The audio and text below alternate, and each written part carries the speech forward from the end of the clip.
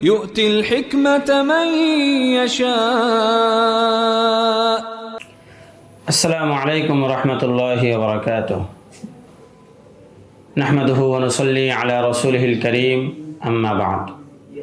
এই দরসে আমরা ইমাম মুহাম্মদ রহমতুল্লাহি আলাইহির প্রসিদ্ধ কিতাব মাবসুত সম্পর্কে কিছুটা আলোচনা করব।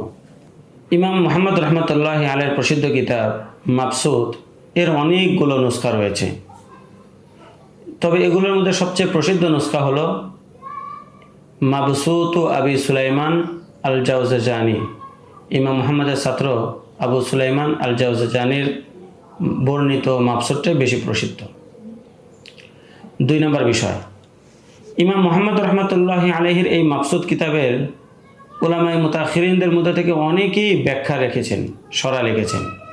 যেমন শাইখুল ইসলাম বকর, যিনি খাহারজাদা নামে প্রসিদ্ধ, তিনি এই কিতাবের একটা শরা লিখেছেন যেটা আল মাবসুতুল কাবির নামে প্রসিদ্ধ।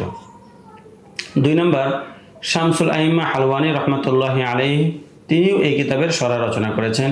তারা ছাড়াও আরও অনেকে এর শরা রচনা করেছেন। এগুলো মূলত শরা হলেও কিন্তু এগুলো মাবসুত নামে প্রসিদ্ধ।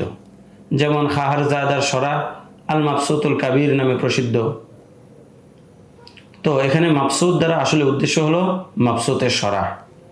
যেমন ইমাম মুহাম্মদ রহমতুল্লাহি আলাইহির একটি প্রসিদ্ধ কিতাব হলো আল জামিউস সগীর।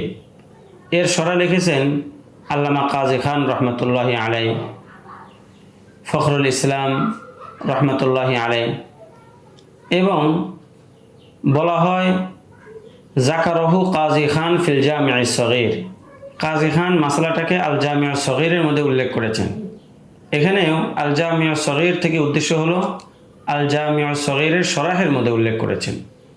এতক্ষণ পর্যন্ত আমরা ইমাম মুহাম্মদ রহমতুল্লাহি আলাইহির মাবসুত কিতাব সম্পর্কে জানলাম।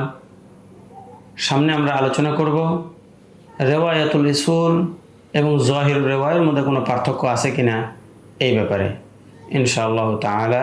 আসসালামু আলাইকুম রহমতুল্লাহি ওয়া বারাকাতুহু। يشاء ومن يؤت الحكمة فقد أوتي خيرا كثيرا وما يذكر إلا أولو الألباب.